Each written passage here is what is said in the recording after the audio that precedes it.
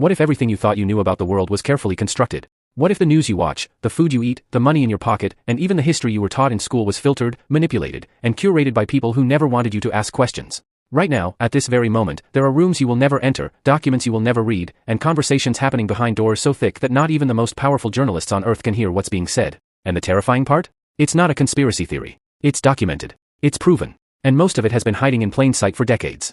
Stay with me, because by the end of this, you will never look at the world the same way again. Let's start with something that sounds absolutely insane but is 100% verified by the United States government itself. In the early 1950s, the Central Intelligence Agency launched a program so dark, so disturbing, that when it was finally exposed, it shook the foundation of American trust in its own institutions. It was called MKUltra. The goal was mind control. Not metaphorical mind control. Not influence or persuasion. Literal, chemical, psychological mind control. The CIA wanted to know if it was possible to break a human being's mind and rebuild it from scratch, to create assassins who wouldn't remember their missions, to develop interrogation techniques that could make any person say anything, and to explore whether drugs like LSD could be weaponized against enemy agents and even against American citizens. Here's where it gets truly disturbing. The subjects of these experiments were not volunteers. They were prisoners, mental health patients, people who walked into hospitals seeking help, and in some cases, completely unsuspecting members of the public. CIA operatives set up fake front operations in San Francisco and New York, lured people in, dosed them with LSD without their knowledge, and watched from behind one-way mirrors to see what happened. Some subjects were kept on LSD for 77 consecutive days. Some were subjected to extreme sensory deprivation, electroshock therapy, and psychological torture combined with massive doses of hallucinogenic drugs. People died. People went permanently insane. And for decades, the government denied everything. When the program was finally exposed in 1975 through congressional hearings led by Senator Frank Church, the CIA director at the time, Richard Helms, had already ordered the destruction of the vast majority of MKUltra files. Thousands upon thousands of documents were shredded. What we know today is only a fraction of what actually happened, and it was only discovered because a small cache of financial records survived the purge through a filing error. A filing error. That's the only reason the public knows any of this. Imagine what was in the documents that were destroyed. Imagine what we will never know. And MKUltra wasn't an isolated incident. It was part of a broader pattern of the United States government conducting secret experiments on its own citizens without their knowledge or consent. Between 1946 and 1953, the Atomic Energy Commission, in cooperation with the Department of Defense, funded experiments in which hospital patients were injected with plutonium and other radioactive materials to study the effects of radiation on the human body. These weren't enemy combatants. These were American citizens, many of them poor, many of them minorities, many of them people who trusted their doctors to help them. Instead, they were turned into human guinea pigs, and they were never told what was being done to them. The Tuskegee syphilis study ran for 40 years, from 1932 to 1972. The United States Public Health Service recruited 600 black men in Alabama, told them they were receiving free health care, and then deliberately withheld treatment for syphilis so that researchers could study how the disease progressed untreated in the human body. These men suffered. They went blind. They went insane. They died. And their families were infected. Even after penicillin was established as an effective cure for syphilis in the 1940s, the researchers continued withholding treatment for nearly 3 more decades. When the study was finally exposed by a whistleblower in 1972, it sent shockwaves through the medical community and the country. But here's the thing that should keep you up at night.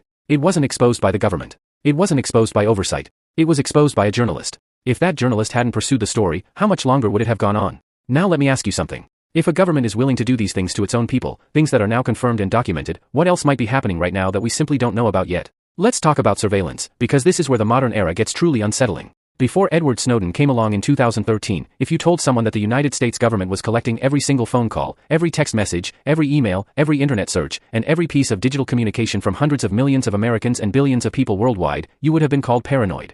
You would have been labeled a conspiracy theorist. Politicians would have laughed at you. Intelligence officials would have denied it under oath. And they did deny it under oath. In March 2013, Senator Ron Wyden asked Director of National Intelligence James Clapper a direct question during a Senate hearing. Does the NSA collect any type of data at all on millions or hundreds of millions of Americans? Clapper looked him in the eye and said no. He later called it the least untruthful answer he could give. Think about that phrase for a moment. The least untruthful answer. The Director of National Intelligence lied to Congress, which is a federal crime, and faced absolutely zero consequences. None. He wasn't prosecuted. He wasn't even fired. 3 months later, Edward Snowden leaked thousands of classified documents proving that the National Security Agency was running a program called PRISM that gave the government direct access to the servers of Google, Facebook, Apple, Microsoft, Yahoo, and other major tech companies.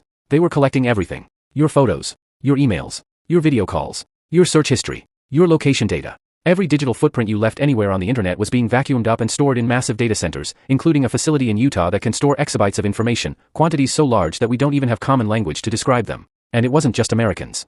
The NSA was tapping the phone calls of world leaders, including close allies like German Chancellor Angela Merkel. When confronted with this, the reaction wasn't to address the invasion of privacy. The reaction was to hunt down Snowden.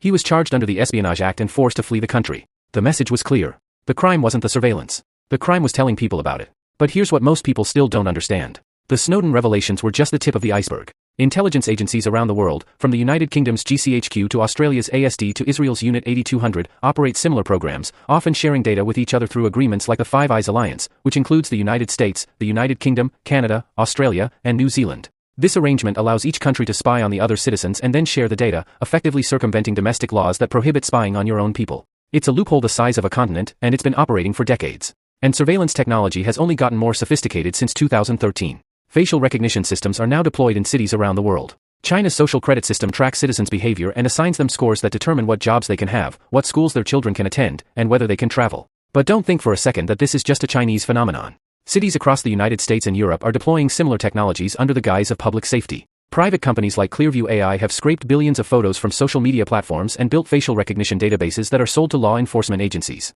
Your face is in a database right now, cross-referenced with your name, your address, your social media profiles, and your known associates, and you never gave anyone permission to do that.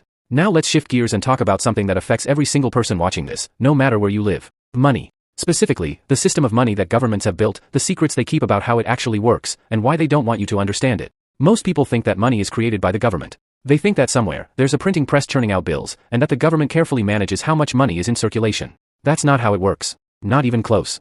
In most modern economies, the vast majority of money, somewhere around 90 to 97% of all money in circulation, is created not by governments but by private banks. When a bank gives you a loan, it doesn't reach into a vault and hand you someone else's savings. It creates new money out of thin air. It types numbers into a computer, and suddenly money exists that didn't exist before. This is called fractional reserve banking, and while economists will tell you it's a perfectly normal and necessary part of modern finance, the implications are staggering. It means that the entire monetary system is built on debt. Every dollar, every euro, every pound that exists was created as a loan that has to be paid back with interest. But here's the catch. The interest itself was never created. If a bank creates $1 million and charges 5% interest, the borrower has to pay back $1,050,000. But only $1 million was ever created. Where does the extra $50,000 come from? It comes from someone else's loan. The system requires an ever-expanding supply of debt to function. If everyone paid off their debt simultaneously, there would literally not be enough money in existence to cover the interest. The system would collapse. This is not a secret in the academic sense. Economists know this. Central bankers know this. But it's never explained to the public in clear terms because if people truly understood that the money in their pockets is essentially a debt instrument created by private institutions for profit, the social contract that holds the financial system together would be in serious jeopardy. And it goes deeper than that. Central banks, like the Federal Reserve in the United States, the European Central Bank, and the Bank of England, are not government agencies in the way most people think. The Federal Reserve, for example, is a hybrid institution. Its board of governors is appointed by the president, but its regional banks are owned by the private commercial banks in their districts. The Fed operates independently of the government, meaning elected officials have limited control over monetary policy. The people who make the decisions that affect the value of your savings, the interest rate on your mortgage, and the inflation rate that determines how much your groceries cost are not elected by anyone. You didn't vote for them. You can't vote them out. And their meetings are conducted behind closed doors. When the 2008 financial crisis hit, the Federal Reserve created trillions of dollars to bail out the very banks whose reckless behavior caused the crisis. These banks had packaged toxic mortgage loans into complex financial instruments, sold them to investors worldwide, and when the house of cards collapsed, it was ordinary people who lost their homes, their jobs, and their retirement savings. The banks were rescued. The people were not. And the executives who oversaw the fraud? Almost none of them went to prison. Not one major Wall Street CEO was criminally prosecuted for the financial crisis. The Department of Justice under both the Bush and Obama administrations made the decision that these banks were too big to fail and their executives were too big to jail. Meanwhile, the money that was created to bail out these institutions didn't appear out of nowhere without consequences. It devalued the currency. It created asset inflation that made housing, stocks, and other investments more expensive, pricing ordinary people out of wealth-building opportunities while making the already wealthy even wealthier. The gap between the rich and everyone else has grown astronomically since 2008, and this was not an accident. It was the predictable and predicted result of monetary policy decisions made by unelected officials in the interest of preserving a financial system that primarily benefits those at the top. But let's go even further. Let's talk about the things governments know about your health but choose not to tell you, or worse, actively suppress. The sugar industry is a perfect example. In the 1960s, the sugar industry funded research at Harvard University to shift the blame for heart disease away from sugar and onto dietary fat. Internal documents revealed in 2016 showed that the Sugar Research Foundation paid Harvard scientists the equivalent of about $50,000 in today's money to publish a review of research on sugar, fat, and heart disease. The scientists were handpicked. The studies they reviewed were selected by the sugar industry. And the conclusion, conveniently, was that fat was the primary dietary cause of heart disease, not sugar. This single act of scientific corruption shaped decades of public health policy. Governments around the world adopted low-fat dietary guidelines, which led the food industry to remove fat from products and replace it with sugar to maintain flavor. The result? An explosion of obesity, type 2 diabetes, and metabolic disease that has killed millions of people. And the sugar industry knew. They knew that sugar was a primary driver of the diseases that were killing people, and they spent millions of dollars making sure the public blamed fat instead. And it wasn't just sugar. The pharmaceutical industry has its own dark history of suppressing information, manipulating research, and prioritizing profits over public health. The opioid crisis in the United States is perhaps the most devastating recent example. Purdue Pharma introduced OxyContin in 1996 and launched an aggressive marketing campaign that told doctors and patients alike that the drug was safe and had a low risk of addiction. This was a lie. Internal company documents showed that Purdue knew the drug was highly addictive and that its claims of safety were not supported by the evidence. Doctors were incentivized to prescribe OxyContin through lavish gifts, paid speaking engagements, and aggressive sales tactics. Purdue specifically targeted regions with high rates of manual labor and workplace injuries, flooding communities with pills. The result was an epidemic that has killed more than 500,000 Americans from opioid overdoses since 1999. 500,000 people. And the Sackler family, which owned Purdue Pharma, made billions of dollars in the process. When the company finally faced legal consequences, it declared bankruptcy, paid a settlement that amounted to a fraction of its profits, and the Sackler family retained the majority of their wealth. Justice was never truly served. And governments were complicit. The FDA approved OxyContin based on limited data and lax oversight. Politicians who received campaign contributions from the pharmaceutical industry blocked legislation that would have restricted opioid prescriptions. The revolving door between the pharmaceutical industry and government regulatory agencies meant that the people responsible for protecting the public were often the same people who had spent their careers working for the companies they were supposed to regulate. This is a pattern that repeats itself across every industry. The chemical industry, the food industry, the energy industry, the tobacco industry spent decades suppressing evidence that smoking causes cancer. Internal documents revealed that tobacco companies knew as early as the 1950s that their products were lethal, and they launched massive disinformation campaigns to create doubt, fund fake research, and lobby politicians to prevent regulation. By the time the truth finally became undeniable, tens of millions of people had died. And now, let's talk about something even more fundamental. History itself. The version of history you were taught in school was not the complete truth. It was a carefully edited narrative designed to serve specific political and cultural purposes. Every nation does this. Every government curates its history to emphasize moments of glory and minimize or erase moments of shame. Take the history of colonialism. For centuries, European powers colonized vast swaths of Africa, Asia, and the Americas, extracting resources, enslaving populations, and destroying cultures. The scale of human suffering inflicted during the colonial era is almost incomprehensible. King Leopold II of Belgium personally controlled the Congo Free State, where his regime was responsible for the deaths of an estimated 10 million Congolese people. Workers who failed to meet rubber quotas had their hands cut off. Women and children were held hostage to force men to work. Villages that resisted were burned to the ground and their populations massacred. This was not ancient history. This happened in the late 19th and early 20th centuries. And yet, for decades, Belgian school textbooks barely mentioned the Congo. Leopold was portrayed as a great king who brought civilization to Africa. The statues of Leopold that stood in Belgian cities until very recently carried no mention of the millions who died under his rule. This wasn't ignorance. It was a deliberate choice to suppress an uncomfortable truth because acknowledging it would undermine the national mythology that Belgium, and by extension Europe, was a civilizing force in the world. The same pattern exists everywhere. Japanese textbooks have historically downplayed or omitted the atrocities committed during World War II, including the Nanjing Massacre, in which Japanese soldiers killed an estimated 200,000 to 300,000 Chinese civilians and prisoners of war over a period of 6 weeks. The United States teaches its children about the heroism of the Founding Fathers but often glosses over the fact that many of them owned slaves, that the nation was built on land taken from indigenous peoples through a systematic campaign of violence and displacement that many scholars now classify as genocide. History is written by the winners, as the saying goes, but it's more accurate to say that history is written by the powerful. And the powerful have every incentive to craft a version of the past that legitimizes their authority and discourages questioning. But what about the present? What are governments hiding right now, today, that we don't know about?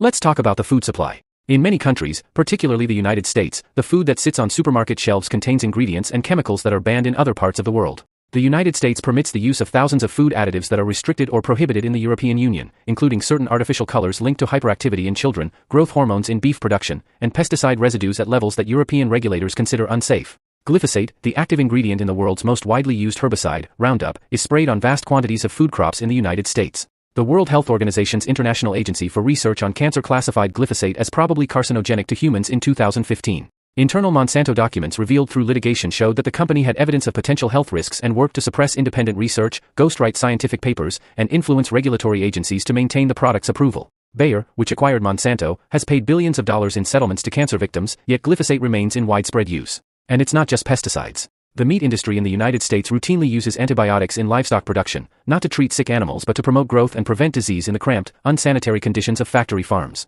This practice is a major driver of antibiotic resistance, which the World Health Organization has identified as one of the greatest threats to global public health. Antibiotic-resistant infections already kill more than 1 million people worldwide each year, and that number is projected to rise dramatically. Governments know this. Scientists have been warning about it for decades. But the economic interests of the agricultural industry have repeatedly taken precedence over public health. The water supply is another area where governments have kept uncomfortable truths from the public. The crisis in Flint, Michigan, where residents were exposed to dangerously high levels of lead in their drinking water for years while government officials dismissed their complaints and covered up evidence of contamination, was not an isolated incident.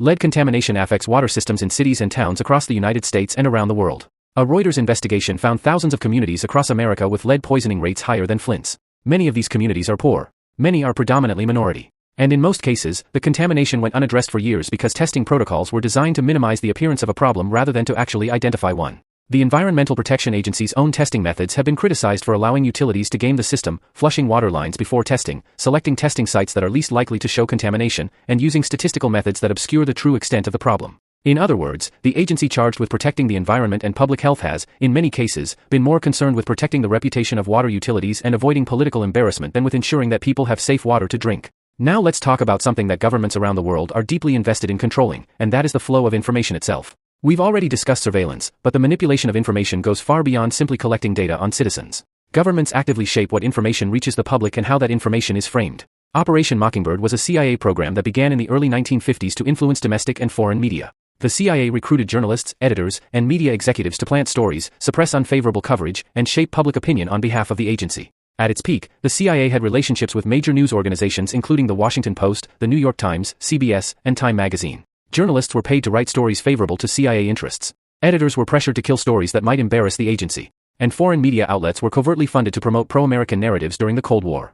When this program was partially exposed during the Church Committee hearings in 1975, the CIA claimed it had ended the practice. But many researchers and journalists argue that the relationship between intelligence agencies and media organizations has simply evolved and become more sophisticated. The embedding of journalists with military units during wartime, the practice of providing exclusive access to reporters who write favorable coverage, the use of anonymous government sources to plant stories that serve political agendas, all of these are modern manifestations of the same fundamental impulse to control the narrative. And in the digital age, governments have developed entirely new tools for information manipulation.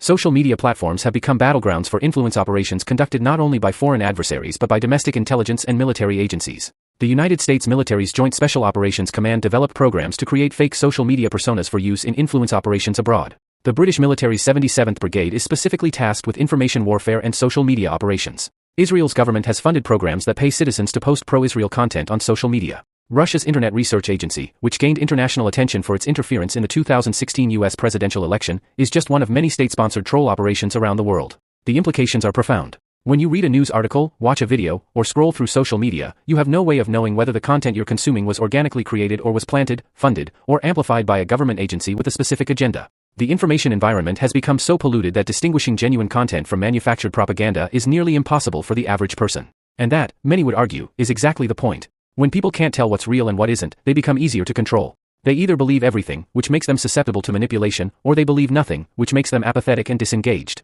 Either outcome serves the interests of those in power. Let's talk about something that might sound like science fiction but is very much a reality. Weather manipulation. Governments have been experimenting with weather modification technology for decades, and while the full extent of these programs is classified, enough information has been made public to paint a disturbing picture.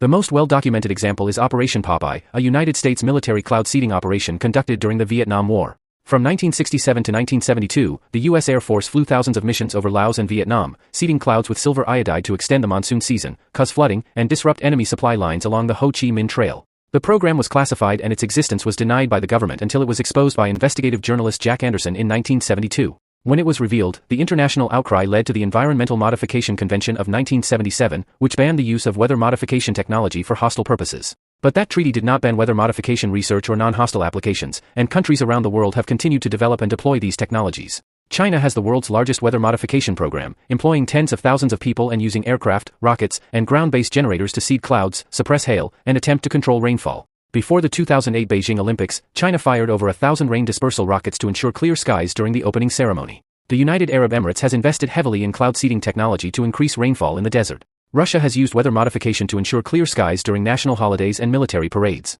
The question that governments don't want you to ask is this. If they have the technology to modify weather for benign purposes, what prevents them from using it for less benign ones? If cloud seeding can increase rainfall in one area, can it be used to cause drought in another? If weather modification technology can be deployed to protect a city from hail, can it be weaponized to devastate agricultural production in a rival nation? The answers to these questions are classified, and the fact that they're classified should tell you something. Let's move to another area where governments consistently mislead the public, the true nature and extent of their military and intelligence operations. The United States alone has approximately 750 military bases in at least 80 countries around the world. Many of these bases are in countries where the local population doesn't want them.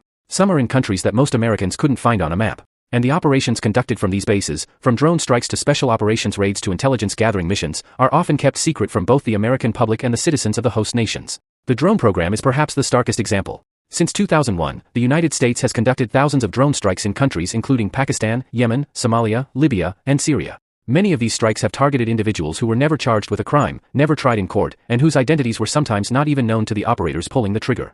The concept of signature strikes allowed the military and CIA to target individuals based on patterns of behavior rather than confirmed identity, meaning that people could be killed based on nothing more than the fact that they fit a statistical profile that suggested they might be terrorists. The civilian casualties from these strikes have been staggering. Independent monitoring groups have estimated that drone strikes in Pakistan alone killed between 400 and 900 civilians, including nearly 200 children.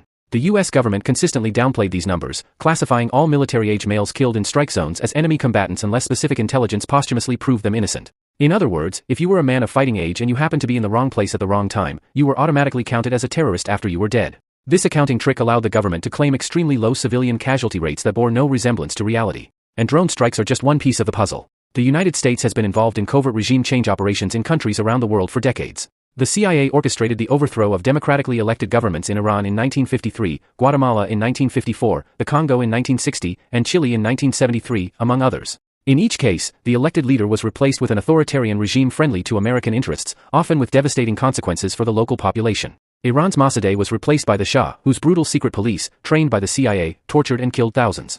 Guatemala's Arbenz was replaced by a military junta that presided over a civil war lasting 36 years and resulting in the deaths of an estimated 200,000 people. Chile's Allende was replaced by Pinochet, whose regime killed, tortured, and disappeared tens of thousands of people. These are not allegations. They are established historical facts, confirmed by declassified government documents and official investigations. And yet, when governments in Washington or London or Paris talk about promoting democracy and human rights around the world, they rarely mention the long list of democracies they themselves have destroyed. Now let's discuss something that connects all of these threads. The concept of the deep state. This term has been politicized and often dismissed as a conspiracy theory, but the reality behind it is more nuanced and more concerning than either its proponents or its critics usually acknowledge. Every government has a permanent bureaucracy, a class of career officials, intelligence operatives, military leaders, and institutional insiders who remain in place regardless of which politicians win elections. These individuals often have more knowledge, more expertise, and more institutional power than the elected officials who nominally oversee them. They control the flow of information. They implement or obstruct policy. They make day-to-day decisions that have enormous consequences. And they operate with minimal public oversight.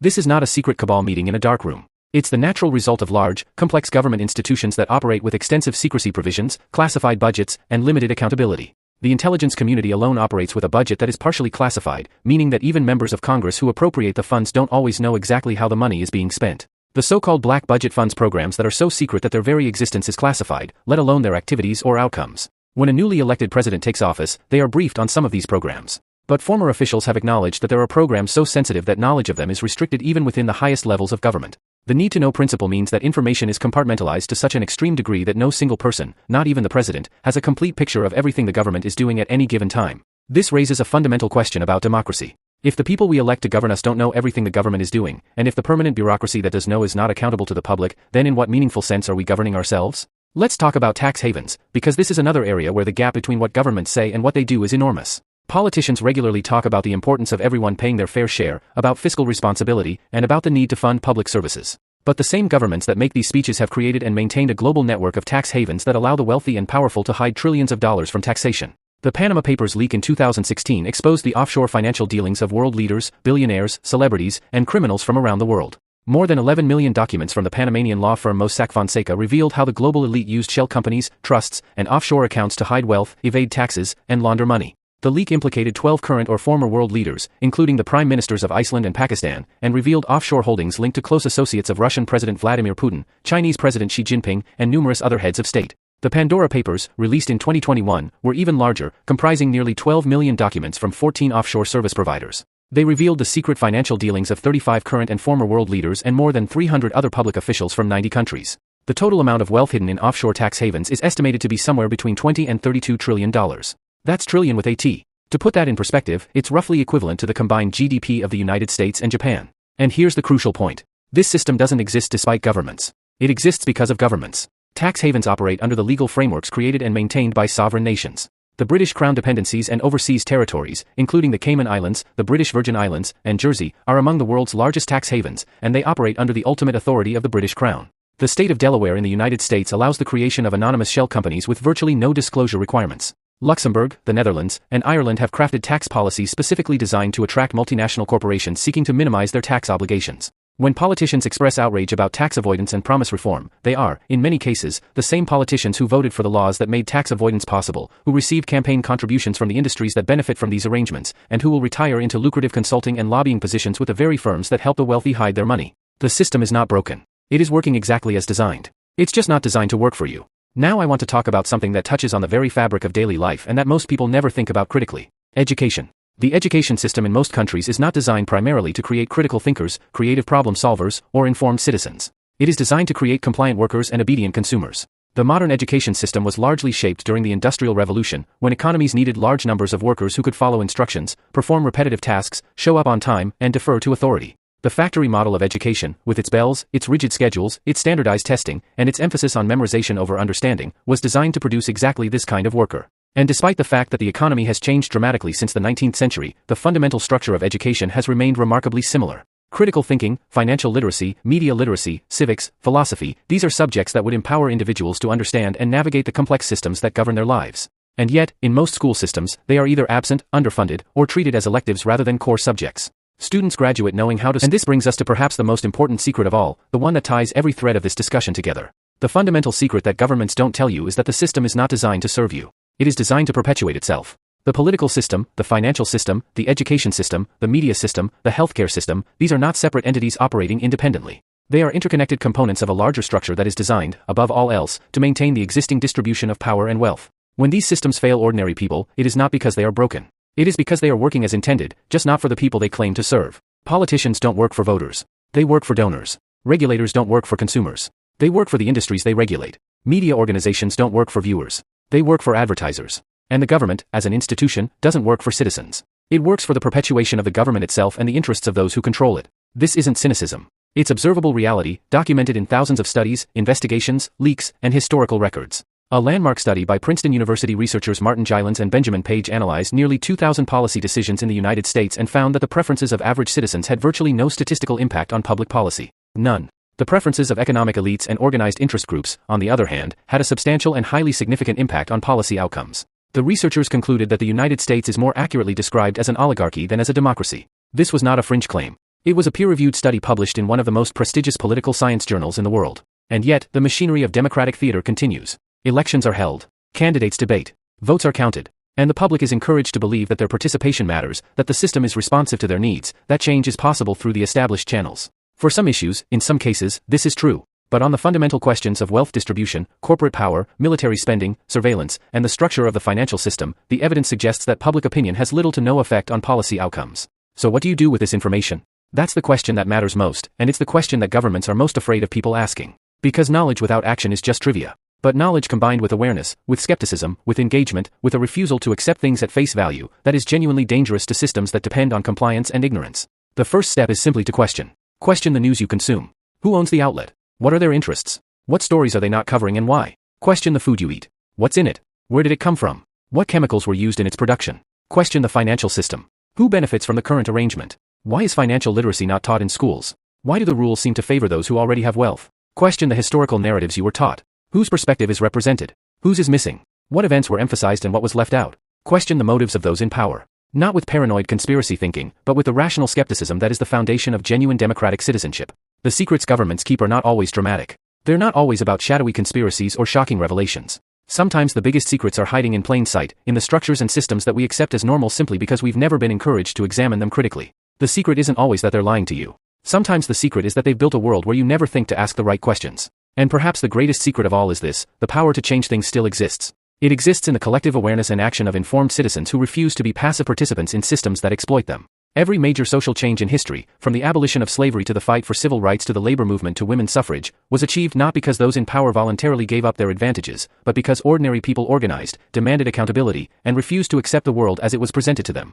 Governments don't tell you these things because they don't want you to know. But now you know. The question is, what are you going to do about it? The rooms you were never supposed to enter? The doors you were never supposed to open?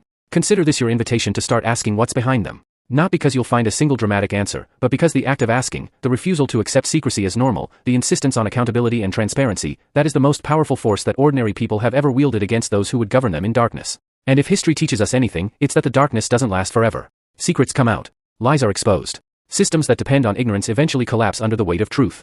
The only question is how long it takes, and how many people suffer in the meantime. So stay curious. Stay skeptical. Stay informed. And never, ever stop asking the questions that those in power don't want you to ask. Because the moment you stop questioning is the moment they win. And they have been winning for far too long.